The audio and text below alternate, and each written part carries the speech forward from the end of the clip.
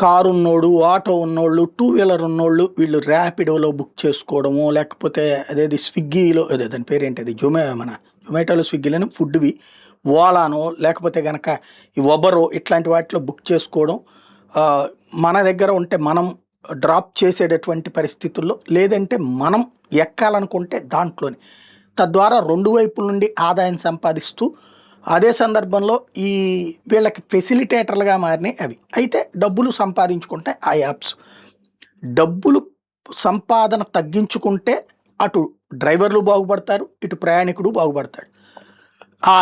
ఇలాంటిదంతా చూశాక ఇప్పుడు ప్రభుత్వమే, కేంద్ర ప్రభుత్వమే భారత్ ట్యాక్సీ అనే యాప్ తీసుకొస్తుంది. ఎట్లయితే ఐఆర్సిటీసీ భారతదేశంలో ఎక్కడి నుంచి ఎక్కడికైనా బుక్ చేసుకోవచ్చు, అట్లాగే విమానాలే కానీ ఇవన్నీ ఎట్లయితే ఎట్లా బుక్ చేసుకోవచ్చు, అలాగే ఇది భారత్ ట్యాక్సీ మనం హైదరాబాద్ వెళ్ళైనా బుక్ చేసుకోవచ్చు, లక్నోకి వెళ్ళైనా బుక్ చేసుకోవచ్చు. మనం ఎక్కడి నుంచి ఎక్కడికి వెళ్ళాలో దాంట్లో యాప్స్లో మొత్తం సెటరైట్ చేస్తున్నారు. తద్వారా దేశంలో ఎక్కడైనా సరే భారత్ ట్యాక్సీ పనిచేసేటట్టుగా తద్వారా ఒక అద్భుతమైనటువంటి యాప్ని కేంద్ర ప్రభుత్వం డిజైన్ చేసి వాస్తవంగా జనవరిలో అనుకున్నారు. ఇది ఇంకో 2 నెలలు పోస్ట్ పోన్ అయ్యేటట్టుంది. ఈ నెంబర్ 1 ట్యాక్సీ ఆపరేటింగ్ కంపెనీ కింద నడుపుతామని చెప్తోంది కేంద్ర ప్రభుత్వం.